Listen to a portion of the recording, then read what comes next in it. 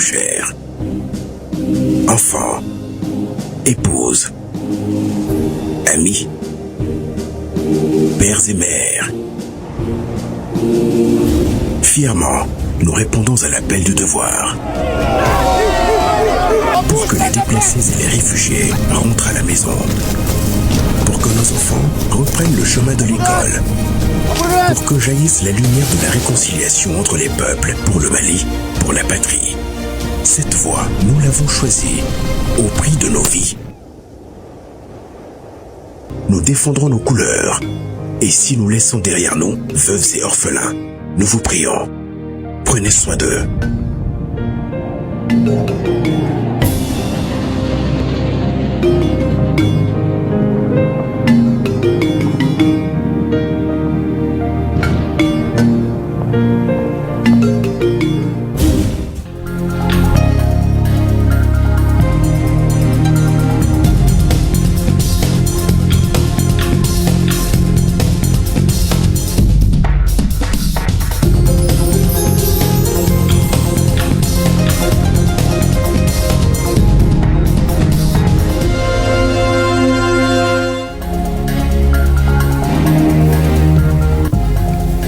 Les invités étrangers du Conseil économique, social, environnemental et culturel profitent de leur séjour malien pour effectuer une visite touristique à Bamako. Ils se sont rendus au musée national pour mieux découvrir une bonne partie de l'histoire et de la culture de notre pays. Une visite qui a donné de nouvelles idées pour la coopération entre le Mali et la Grèce. C'est parti depuis hier pour la semaine de la fraternité de la Confédération des États du Sahel. Une semaine lancée en marge de Ségouar dans la cité des Balanzans.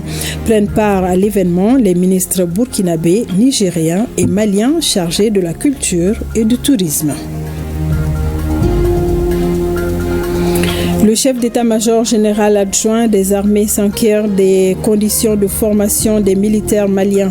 Le général de division Keba Sangaré vient de boucler une série de visites par les étapes de Bafo, Banankoro et Sénou. Voilà pour le sommaire. Bonsoir. Nous sommes mercredi 5 février. Le Conseil des ministres s'est réuni au palais de Koulouba sous la présidence du général d'armée Assimi Goïta, président de la transition, chef de l'État. Et le communiqué du Conseil au cours de ce journal.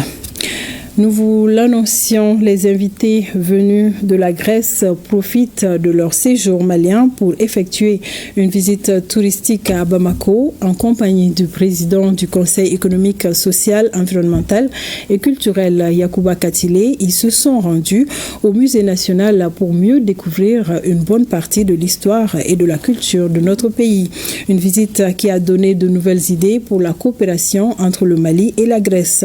Le point de cette visite avec Bemba Sibi et Gaussou Achtouri. Immersion dans la riche culture du Mali à travers le musée national du Mali. Les visiteurs du jour, le président du Conseil économique, social, environnemental et culturel de la Grèce et le secrétaire de l'Association internationale des conseils économiques et sociaux et institutions similaires. Ils ont découvert un pan de l'histoire millénaire du Mali avec les mégalithes découverts de Tondidarou à 13 km de Niafunké, les échantillons des produits qui étaient au cœur du commerce transsaharien, les découvertes archéologiques de Dia, une ville de 3000 ans, ou encore l'histoire des Télém, une découverte inattendue. Il n'est pas, pour nous, il n'a pas été connu que ce pays avait autant d'histoire et autant un passé si riche en œuvres. Et comme vous savez, notre pays aussi, la Grèce, est un pays antique, une civilisation ancienne. Et nous avons retrouvé aujourd'hui en parallèle un autre pays avec une grande histoire. Dans le contexte de notre relation bilatérale avec le Conseil du Mali, développer des relations, des initiatives communes au niveau de la culture. Renforcer la coopération culturelle entre la Grèce et le Mali. Pour deux pays riches d'une histoire millénaire, cela ne peut que contribuer à valoriser davantage leur patrimoine culturel et la découverte des arts rituels du Mali, notamment les masques Dogon, Bois, Bamana ou encore Sénofo, et leur symbolique n'a fait que renforcer cette dynamique. Comme on dit, voir une seule fois vaut mieux qu'entendre 100 fois. Désormais, ils pourront être les ambassadeurs en tout cas, du Mali par rapport à la question de culture, d'autres aspects, en tout cas pour vendre le Mali. Les visiteurs ont également eu un aperçu du savoir-faire malien dans le domaine du textile, notamment le processus traditionnel de transformation du coton. Les hôtes du jour ont également visité la stèle dédiée aux victimes du terrorisme au Mali. 4 travailleurs de la présidence de la République, après des années de dévouement, de travail et d'engagement, prennent une nouvelle direction, celle d'une retraite bien méritée. Pour leur dire merci, la direction administrative et financière de la présidence a organisé une cérémonie de départ au cours de laquelle des attestations et des enveloppes symboliques leur ont été remises. Boubacar Bablé Touré. Une cérémonie sobre mais pleine de signification. Elle annonce le départ à la retraite de 4 travailleurs de la présidence. Ces partants à la retraite ont en commun le travail bien fait et le sens du devoir accompli. Il s'agit de Kamara Fatoubari de la cellule d'appui aux structures de contrôle de l'administration, Abdoulaye Samba Koulibaly, maître d'hôtel en service à l'intendance, Mamadou Togola et Adama Konaté, tous deux chauffeurs avec respectivement 30 et 24 ans de service à la présidence. Alhamdulillah. Aujourd'hui, c'est notre jour. Nous remercions le bon Dieu. Il n'est pas donné à tout le monde d'aller à la retraite en bonne santé. Certains de nos collaborateurs n'ont pas eu la chance de voir ces jours. Nous prions pour eux. Certes, nous partons à la retraite, mais nous restons disponibles pour la patrie. Ce n'est qu'un au revoir, ce n'est pas un adieu, et fort heureusement. Et vous avez été pour nous plus que des collaborateurs. Nous vous remercions pour les services rendus à l'État, et notamment au sommet. Une fois à la maison, on peut toujours vous faire appel en cas de besoin. Un travail bien fait est toujours bien récompensé. Et si nous sommes ensemble, la bonne collaboration est la mère de toutes les choses. Soyons ensemble, travaillons bien, c'est le pays qui gagnera. Avant de quitter le palais, les 4 partants à la retraite ont partagé un repas avec leurs désormais anciens collègues.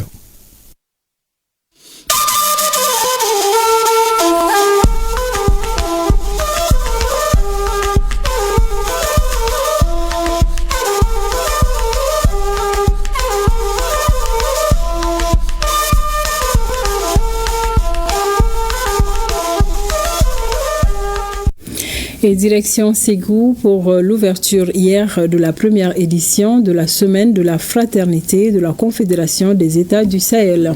De fortes délégations du Burkina Faso, du Niger et leurs frères et sœurs du Mali célèbrent les arts et les cultures de leur espace commun. Il s'agit de consolider la vision commune des présidents des 3 pays pour valoriser nos richesses culturelles. C'était en présence des ministres burkinabés, nigériens et maliens chargés de la culture et du tourisme. Ramata Konaté et Karamoko Traoré nous en disent plus. 3 pays souverains, un destin commun, un avenir prospère. C'est le thème de la semaine de la fraternité de la Confédération des États du Sahel. Un thème que les autorités et les peuples du Mali, du Niger et du Burkina Faso magnifient dès l'ouverture des travaux de cette semaine avec un grand public acquis à la cause. Nos 3 États réunis constituent une puissance culturelle mondiale. Nous avons des beaux sites, nous avons des belles histoires, nous avons des beaux récits. Nous avons un gisement inépuisable. Nous avons une culture propre. Nous avons des valeurs morales et artistiques inestimables. Si nous sommes d'accord, nous pouvons accomplir de grandes choses. Le monde des arts et de la culture de ces 3 pays étale ainsi un pan de leur savoir et savoir-faire à travers la musique, la chorégraphie, le vestimentaire, les marionnettes et discours sur l'avenir de la Confédération. les autorités de la Confédération des États du Sahel accordent une place de choix à la promotion et à la valorisation de la culture dans nos différents pays. L'initiative de cette semaine de la fraternité de l'AES à Ségou corrobore manifestement cette volonté qu'il convient de saluer vivement, car elle rencontre l'adhésion forte des populations des 3 pays. Durant toute une semaine, les cultures du Mali, du Niger et du Burkina Faso sont mises ensemble pour consolider les liens de cohésion sociale et du vivre ensemble. La célébration de la semaine de la fraternité de l'AES est l'affirmation de notre espace où vivent des peuples dignes, dans la paix et la cohésion, en parfaite communion avec notre culture. À travers cette semaine, les autorités de la Confédération des États du Sahel donnent un coup d'accélérateur à leur coopération pour consolider la vision commune des présidents Assimi Goïta du Mali, Ibrahim Traoré du Burkina Faso et Abdraman Tiani du Niger. Prennent part à cette semaine plusieurs personnalités, dont le ministre des Affaires étrangères du Mali, son homologue de l'artisanat, du tourisme du Niger et d'autres invités de marque venus d'ailleurs. Cette semaine de l'AES est couplée à la 21e édition de Ségou Art Festival sur le Niger.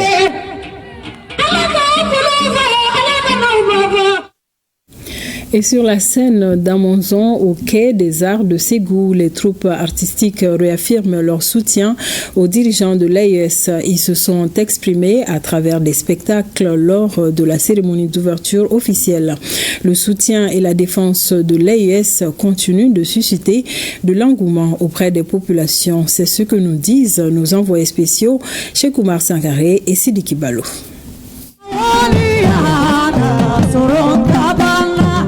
Sur le nourricier fleuve Niger à Ségou, une scène flottante paraît aux couleurs du Sahel. Un public à même les sols. Au grand jour, les grandes œuvres. L'ensemble instrumental national entraîne les festivaliers dans l'authentique répertoire national.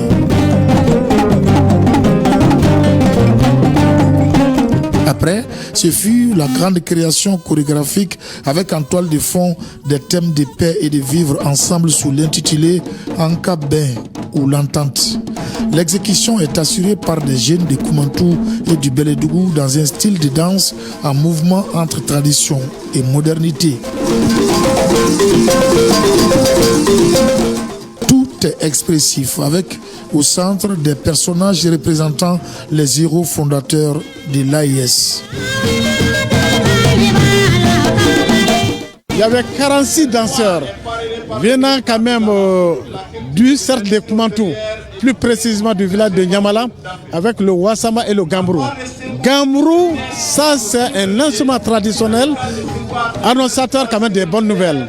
Donc avec la création de l'AES, cela sous-entend le Gambrou a signalé ça. Le Sahel s'exprime et dans une percussion, l'ensemble artistique de Bolomakoté du Faso harangue les foules. Pour les artistes, le soutien à l'AES est indéfectible et la victoire est plus que certaine. Parce que vous-même, vous voyez l'engouement, vous voyez vraiment l'idée qui se développe et ça veut dire que l'AES va gagner. Il faut simplement que le peuple soit debout et que le peuple s'écoute.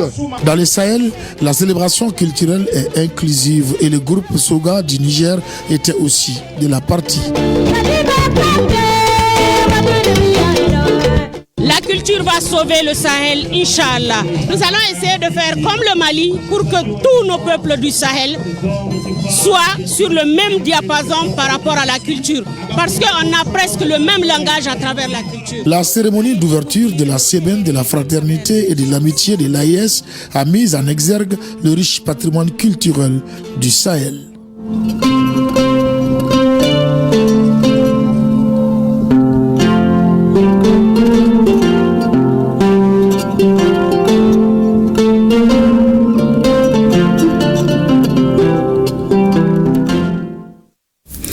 Voilà la Ségou, capitale de l'AES, cette semaine, les femmes leaders de l'AES se donnent rendez-vous au lendemain de l'ouverture du FESPACO 2025 à Ouagadougou pour le lancement de la coordination des femmes leaders de l'espace. L'initiatrice a organisé un point de presse ici à Bamako pour étaler les objectifs de la mise en place de cette organisation. Abibatou dit Kouya Diakité et Abdul Salam Bambara. Rendez-vous le 23 février à Ouagadougou au Burkina Faso pour la mise en place de la coordination des femmes leaders de l'Alliance des États du Sahel. Des responsables d'organisations féminines du Mali et du Niger vont effectuer le déplacement pour la circonstance pour retrouver leurs consoeurs du Faso. L'idée de créer une coordination des femmes leaders de l'AES a germé lors de la participation à la 9e édition du Festival international panafricain de Guyok FIPAN 2024, qui s'est tenu à Dakar du 30 novembre au 10 décembre 2024. Ainsi, ces actrices du changement s'inscrivent dans une démarche participative visant à soutenir les autorités dans le domaine culturel de l'espace et à magnifier les valeurs culturelles de la région. À travers cette initiative, nous visions plusieurs objectifs majeurs. Promouvoir une éducation enracinée dans nos valeurs culturelles, afin de préserver et de transmettre nos savoirs traditionnels aux générations futures. Et répondre aux défis identitaires et éducatifs en renforçant la place des langues nationales et des connaissances endogènes dans les programmes scolaires. Le Mali-Croix se fera avec la nouvelle génération. Et pour que ce Mali-Croix puisse voir le jour, il faut que ceux qui vont grandir dans ce Mali-Croix grandissent avec l'histoire authentique enseignée dans les salles de classe. L'initiatrice de la coordination des femmes leaders de l'AES, à travers ce point de presse, appelle toutes les femmes leaders du Mali à s'investir pour la réalisation de ces objectifs. Les leaders communautaires de la région de l'Est se concertent pour l'édification d'une paix véritable.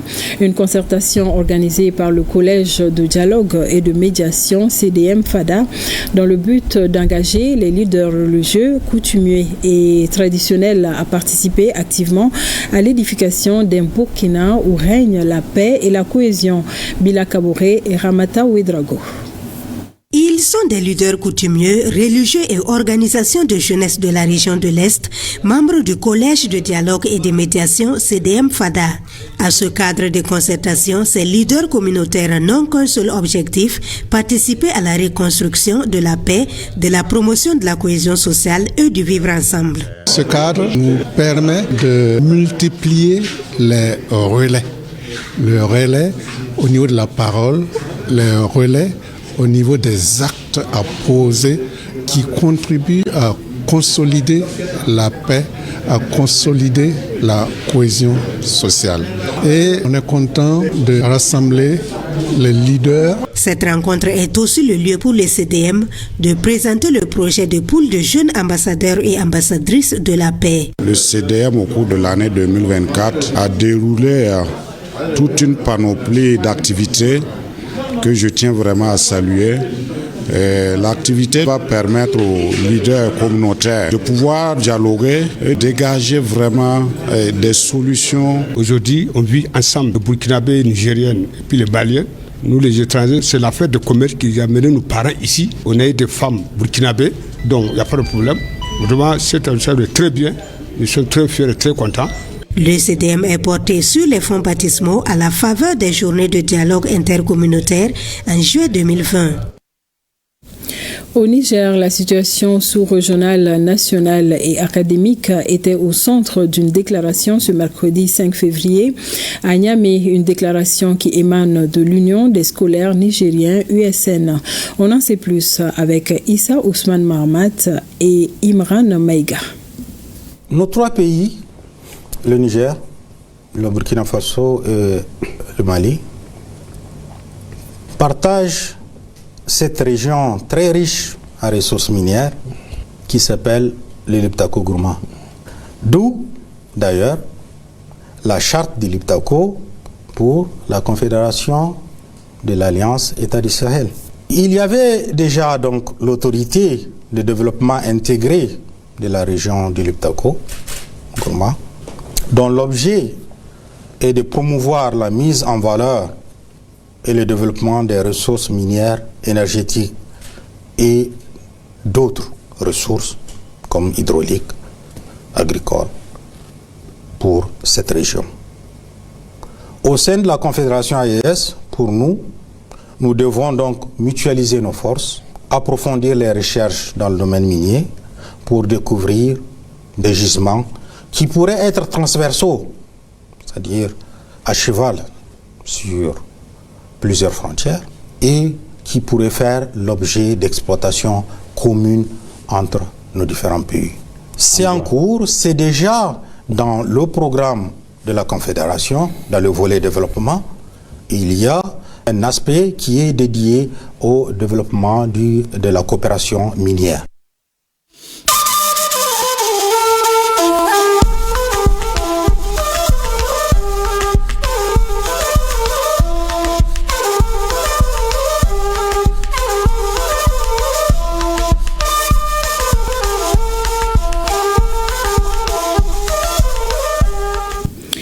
Plus d'1 milliard de francs CFA, c'est le montant d'un projet de l'ONG Qatar Charity destiné à soutenir 9 360 personnes en situation difficile. Il s'agit notamment des déplacés, des personnes vivant avec un handicap, des veuves et des orphelins. Le lancement de ce projet a été fait hier mardi, ici à Bamako. Tchemoko Konate. Tamboura Adam Touré, domicilié à Kanadjigila dans la commune rurale du Mandé, et Fadjo Diawara, natif de Manyamogo en commune 6 du district de Bamako, sont tous deux handicapés physiques. S'ils disposent chacun d'un tricycle facilitant leur déplacement au quotidien, ces moyens se renforcent désormais grâce à l'appropriation de nouvelles chaises roulantes. Des matériels ultramodernes gracieusement offerts par Qatar Charity. Je ne fais que remercier mon pays, le Mali, et son partenaire, Qatar Charity. Ça va nous réconforter beaucoup. Ces moyens roulants constituent des échantillons d'un lot de matériel à l'actif de cette organisation humanitaire. Des équipements destinés à plusieurs dizaines de personnes en situation difficile dans le district de Bamako. Il s'agit notamment des tricycles et des machines à coudre, histoire d'aider les bénéficiaires à mener des activités génératrices de revenus. Kit de transformation de produits alimentaires, kit de transport de marchandises et de personnes, tricycle de transport, kit de ménagère et kit de coupe et de couture. La composante 2, assistance humanitaire et sociale, qui se compose comme suite: kit de matériel et équipement social, kit d'abri pour les personnes déplacées. Quand des personnes de bonne volonté décident de venir en aide à ces populations, au Mali, ça c'est quelque chose qui peut être placé dans un cadre extraordinaire. Ces dons s'inscrivent dans la mise en œuvre d'un vaste projet évalué à plus d'1 milliard de francs CFA. Un projet partageant une vision présidentielle, la vulgarisation des œuvres sociales. Mon département s'engage à accompagner et à soutenir toutes les initiatives visant à renforcer la résilience des femmes, des enfants et des familles vulnérables. Remerciements à son Excellence le général d'armée Assimi Goïta et au gouvernement pour les efforts quotidiennement déployés afin que chaque femme, chaque enfant, chaque famille en difficulté retrouve la paix, la stabilité, la dignité et l'espoir. Cette remise des dons est consécutive à plusieurs autres actions du genre que Qatar Charity mène pour soulager les nécessités depuis des lustres au Mali. Des actions que le président de la délégation spéciale de la mairie de la commune 4 a gratifié d'une attestation de reconnaissance. Le commissariat à la sécurité alimentaire, les autres services ministériels et leurs partenaires techniques et financiers ont tenu hier mardi la 20e session ordinaire du comité de coordination et de suivi de politique et programmes de sécurité alimentaire. Un moment privilégié pour les parties prenantes d'échanger autour des activités annuelles de la sécurité alimentaire. Le point avec Abdul Karim Kaba. Échanger, prévenir, innover et planifier les activités annuelles concernant la sécurité alimentaire, voilà le sens de cette 20e session ordinaire du comité de coordination et de suivi des politiques et programmes de sécurité alimentaire. Sur une prévision d'assistance alimentaire à apporter à 1 372 224 personnes identifiées de la phase 3 à Pire, ce sont au final 1 166 697 personnes qui ont bénéficié d'une distribution alimentaire gratuite, soit 85% des effectifs. Là, je parle des chiffres de l'État. Sur une prévision de 22 870 tonnes, 19 445 tonnes ont été transportées et distribuées sur l'ensemble du territoire national, soit 85% de réalisation. Pour 2025, le commissariat à la sécurité alimentaire et les autres parties entendent mettre les bouchées doubles pour atteindre le maximum de personnes en situation difficile. En matière de reconstitution des stocks et d'assistance alimentaire, du côté de l'État, il s'agit de reconstituer le stock national de sécurité à hauteur de 22 700 tonnes, de distribuer gratuitement dans les communes 18 960 tonnes sur un besoin de 49 946 tonnes de céréales à 1 470 114 personnes identifiées en insécurité alimentaire réparties en 245 019 ménages. En plus, il est prévu 3 740 tonnes pour des distributions d'urgence ponctuelles.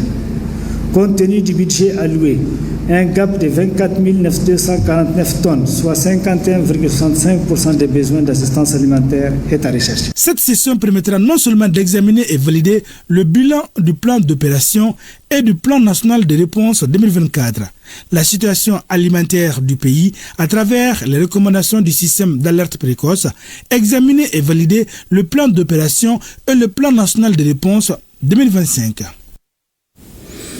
Et environ 800 CSCOM au Mali ne disposent pas de personnel qualifié selon l'association des sages-femmes du Mali. Pour faire face à cette situation, l'association a remis un document de plaidoyer au ministre en charge de la Santé. Boukari Koulibaly nous révèle les grandes lignes de ce document. Confrontée au manque de ressources humaines de qualité, l'association des sages-femmes du Mali plaide en faveur d'un recrutement massif de ses pairs.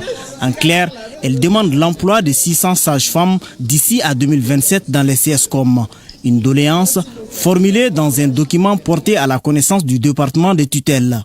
Par rapport aux normes de l'OMS, nous avons besoin de 4000 sages-femmes pour couvrir tout le Mali, mais nous n'avons que 1500. Donc l'association des sages-femmes a prévu de se rendre utile et faire un plaidoyer en tant que société civile auprès du ministère de tutelle qui est le ministère de la Santé pour que chaque femme et chaque nouveau-né puisse avoir sa sage-femme. Face à la préoccupation exprimée par les sages-femmes, la ministre de la Santé a énuméré un certain nombre de mesures envisagées par son département pour venir à bout de la problématique. Nous devons dorénavant nous inscrire à élaborer un plan de recrutement progressif et concerté avec toutes les parties prenantes.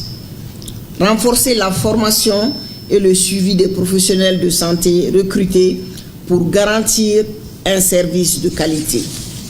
En somme, notre vision est que plus aucune femme ne meurt en donnant la vie et plus aucun enfant ne meurt par manque de soins.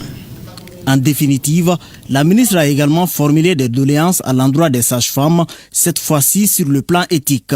Elle les a invitées à faire preuve de professionnalisme et de rigueur dans le travail. Bamako abrite depuis ce matin l'Assemblée générale de l'Interafricaine de la prévention des risques professionnels IAPRP. C'est autour du thème réorganisation des instances de l'IAPRP pour assurer une promotion efficace de la prévention des risques professionnels dans les pays membres. Le compte-rendu de la cérémonie d'ouverture avec Alucéni Touré. Bamako, la capitale malienne, a vu naître en 1994 l'Interafricaine de la prévention des risques professionnels IAPRP. C'est également Bamako qui en abrite le siège. Les contingences politiques ont obligé à une relocalisation du siège au Cameroun.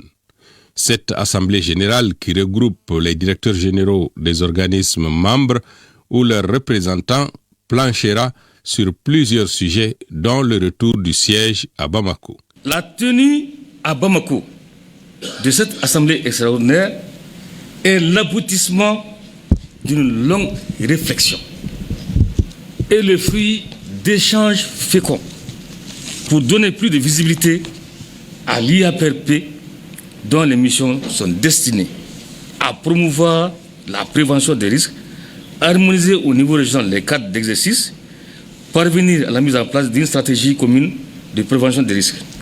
L'organisation a beaucoup d'acquis au plan structurel, institutionnel et financier. Ces acquis en appellent d'autres. Les recommandations issues de la rencontre de Libreville étaient de mettre en place les commissions suivantes. Commission d'évaluation et d'orientation du déploiement des structures et programmes de formation, commission portant révision des statuts et règlements intérieurs, commission d'étude du processus de normalisation des organes de l'IAPRP. Si l'IAPRP jouit d'une bonne santé financière, il n'en demeure pas moins la nécessité d'accroître les moyens de recouvrement et promouvoir la bonne gouvernance.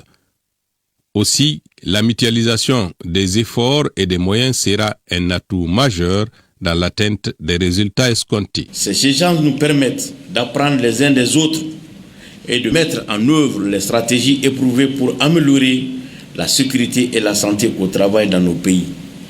Il est essentiel de créer ces plateformes de dialogue et de coopération pour favoriser les échanges d'idées et de solutions innovantes. Les 2 jours de travaux seront mis à profit pour évaluer la mise en œuvre des recommandations de la dernière réunion et procéder à la mise à jour de certains documents. Ce communiqué, le ministre des Transports et des Infrastructures informe les transporteurs routiers que le gouvernement du Mali a engagé les administrations compétentes à assurer le respect des normes relatives au gabarit, au poids et à la charge à l'essieu des véhicules lourds de transport de marchandises conformément aux dispositions du Code de la route et notamment de l'article 32 du décret numéro 2023-0509 PTRM du 12 septembre 2023. La mise en application de la réglementation suscitée vise à lutter contre la circulation des véhicules hors normes et hors gabarit en surcharge sur les routes. La circulation de ces véhicules entraîne en effet la dégradation précoce du réseau routier national. Le ministre exhorte les propriétaires des véhicules mis en cause à se conformer aux dispositions du décret subventionné au plus tard le 1er avril 2025. Passé ce délai, les services techniques chargés du contrôle de l'application de la réglementation procéderont à l'immobilisation des véhicules gros porteurs hors normes et hors gabarit qui circulent sur les corridors routiers du Mali en contravention aux dispositions légales en vigueur.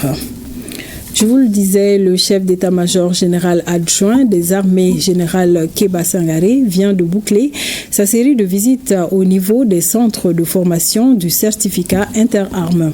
Les centres de Bafo, Banankoro et Sénou ont été les dernières étapes. L'objectif de cette visite était de s'enquérir des conditions de formation des militaires. Commentaire Abdul Karim Kaba.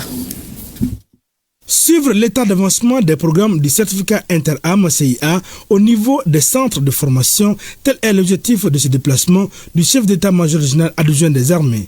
Cette démarche est bien accueillie par les hommes. La présence du chef d'état-major général adjoint, le général de division Kéba Sangaré, atteste que vraiment la formation de ces stagiaires-là est d'une importance capitale pour leur emploi opérationnel dans les théâtres des opérations dans les jours à venir. Ça dénote de l'importance que les plus hautes autorités accordent à la formation des hommes afin de leur permettre de tenir leur rôle au sein des sections. La discipline, la vigilance, la prudence et l'engagement ont été prônés par le général de division Kéba Sangaré. Une armée ne vaut que par la qualité des sous-officiers. L'entraînement qu'ils sont en train de subir cette année est de qualité. L'encadrement est à la tâche, le niveau y est, et vraiment, nous osons espérer, dans un bref moment, de retrouver ces jeunes chefs de section et adjoints chefs de section dans le cadre des opérations au niveau des FTGA. Et je suis confiant pour l'avenir de nos forces en engagement opérationnel. Le général de division Keba Sangaré s'est apaisanti sur la chaîne de commandement unifiée qui permet de surmonter les difficultés. Politique, la révision des listes électorales se poursuit conformément à la décision du gouvernement qui prolonge la période de 2 mois. Dans le cadre de cette prorogation, les autorités du cercle de Kolokani et l'Alliance Mali-Tanié ont animé ce mardi un cadre d'information sur l'importance de se faire enrôler sur les listes électorales. Daouda Kone. L'extension de la révision annuelle des listes électorales ouvre la voie à une meilleure inclusion des Maliens dans le processus électoral. Elle cible notamment les jeunes atteignant l'âge de voter en 2024, les citoyens disposant d'un numéro d'identification nationale NINA et ceux figurant dans la base de données biométriques, mais sans photo ni empreinte. Ces informations ont été portées à la connaissance de la population du cercle de Kolokani. L'élection transparente et apaisée passe forcément par le fichier ASENI. La vision du président de la transition, c'est que l'élection qui va mettre fin à la transition soit une élection apaisée, soit une élection transparente et une élection crédible. Venus des 10 communes du cercle, les participants ont évoqué des difficultés à se faire enrôler. Leurs interlocuteurs les ont rassurés que toutes les dispositions seront prises pour pallier ces difficultés. À ce jour, quand même, l'affluence était un tout petit peu timide parce que ça, c'est dû surtout d'abord à la disponibilité des machines.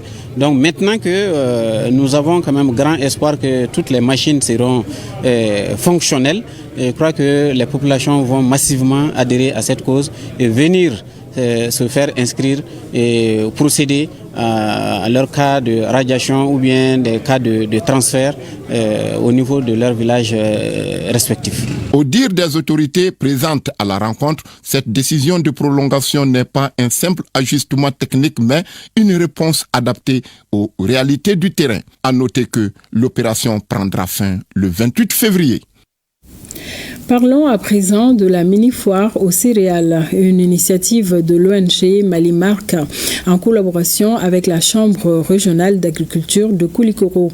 Elle est destinée aux producteurs, commerçants et industriels. Elle vise à créer un espace de rencontre, de négociation et de partenariat pour bâtir un marché durable. Ousmane Koïta y a fait un tour. Ils sont producteurs, transformatrices, commerçants et industriels venus de l'intérieur de Koulikoro et de Sikasso à prendre part à cette mini-foire aux céréales. L'objectif est de créer un partenariat gagnant-gagnant entre ces acteurs clés du marché céréalier. Nous avons tenu à organiser, après les travaux de campagne, les opérations de récolte, une foire aux céréales pour faire une mise en relation entre les commerçants et puis les industriels et les OP qui ont eu à faire la production pendant la campagne passée. La solution de l'Afrique passe par l'agriculture. C'est dans ce sens que Agra a été créé. Nous avons estimé que l'Afrique a les ressources, l'Afrique a les potentiels, mais il manque vraiment des volontés politiques et des appuis financiers. Cette espèce de rencontre et de négociation entre ces différents acteurs est une opportunité à saisir. Pour que nos producteurs puissent tirer le maximum de profit sur les excédents de céréales qu'ils ont eu, en tout cas pendant cette campagne. Donc c'est une foire d'opportunité pour améliorer le revenu de nos producteurs au niveau de la région de Koulikoro. Dans les stands installés pour l'occasion, on avait des produits transformés, des céréales et des jus à base de nos fruits locaux. Une satisfaction pour les participants de cette mini-foire aux céréales de Koulikoro. Aujourd'hui, savoir que nos produits locaux sont transformables. Ces produits sont un peu partout. Nous sommes des commerçants. Nous sommes venus acheter des céréales, voire beaucoup de céréales. Et nous sommes vraiment satisfaits. Auparavant, les participants avaient eu droit à une communication sur comment chercher le marché, la fixation des prix, entre autres. Le syndicat national de l'éducation de base, SINEB, a tenu son 7e congrès. Les 2 jours de travaux ont permis aux syndicalistes de changer le nom de la corporation. SINEB s'appelle désormais SINEM, le syndicat national des enseignants du Mali. D'autres détails avec Kassim Diallo et Alkaou Traoré. Le syndicat national de l'éducation de base s'appelle désormais SINEM, syndicat national des enseignants du Mali. Ainsi en a décidé le 7e congrès de cette organisation. Un changement de nom qui répond à des besoins spécifiques. Nous avons quitté le SINEB, qui était le syndicat national de l'éducation de base, et venir maintenant au SINEM, qui est le syndicat national des enseignants du Mali, qui va regrouper désormais tous les enseignants du Mali. Ce 7e congrès du SINEM se tient à un moment où les adhérents de la corporation nourrissent plusieurs ambitions pour l'amélioration de leurs conditions de vie et de travail. Une dynamique de recherche de performance saluée par le département de tutelle. Durant 2 jours, vous avez participé activement aux travaux d'atelier, au cours desquels des recommandations pertinentes sont assorties et qui feront l'objet d'un plan d'action à court, moyen et long terme pour le nouveau bureau mis en place. Le SINEM, avec un nouveau bureau de 51 membres, amorce ainsi un nouveau départ pour une meilleure qualité de l'enseignement. Santé, on en reparle. La nécessité des équipes mobiles dans le dispositif de sensibilisation, du dépistage de proximité et la prise en charge des cancers au Mali. Le thème était au centre d'une conférence débat tenue ce lundi à Bamako, organisée par le collectif des associations de lutte contre le cancer. À travers l'Office national de la santé, la conférence vise à informer et à sensibiliser l'opinion sur la nécessité des équipes mobiles dans la prise en charge des cancers au Mali. Sokona Kamisoko. Selon les données officielles, l'hôpital du Point G a enregistré en 2020 1545 cas de cancer, dont 170 du col de l'utérus et 625 du sein. Un tableau sombre qui atteste combien la pathologie demeure une préoccupation au sein de l'établissement sanitaire.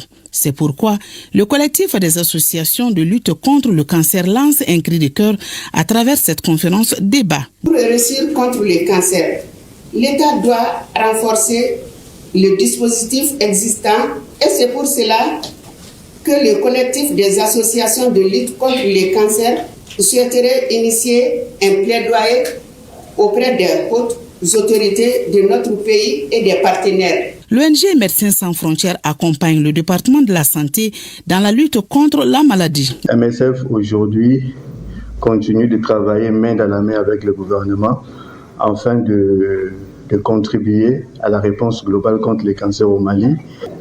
Nous pensons que ensemble nous pouvons apporter une réponse qui va soulager la santé des populations. Au dire des conférenciers, plusieurs localités du pays font face à des problèmes d'infrastructures sanitaires adéquates. Pour atteindre ces localités, il s'avère nécessaire, voire impératif, pour les acteurs en charge de la lutte de développer de nouvelles stratégies susceptibles d'atteindre un plus grand nombre de patients.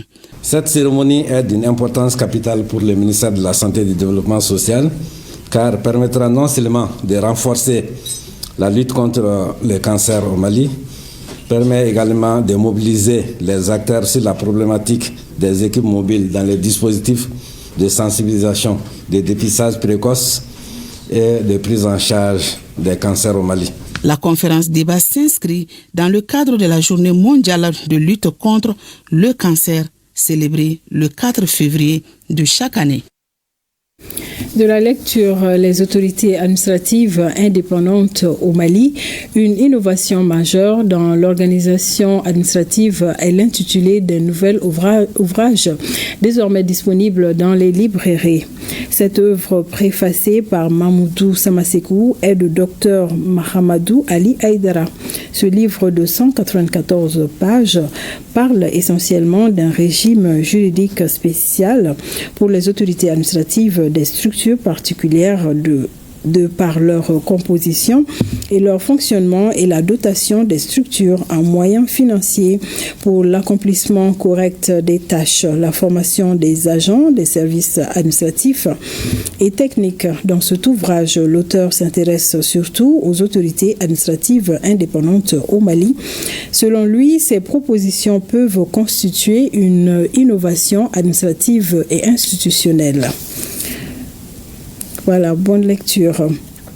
Et nous vous annoncions le communiqué du Conseil des ministres au cours de ce journal.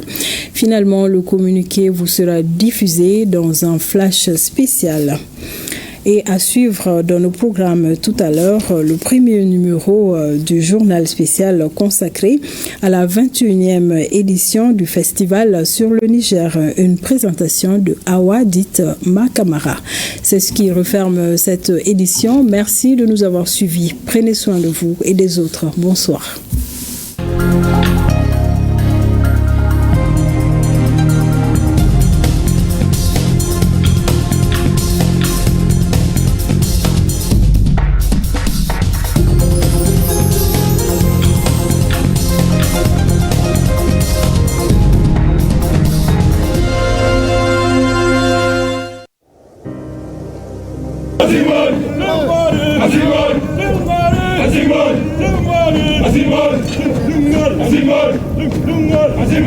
Nous laissons derrière nous tout ce que nous avons de plus cher. Enfants, épouses, amis, pères et mères. Fièrement, nous répondons à l'appel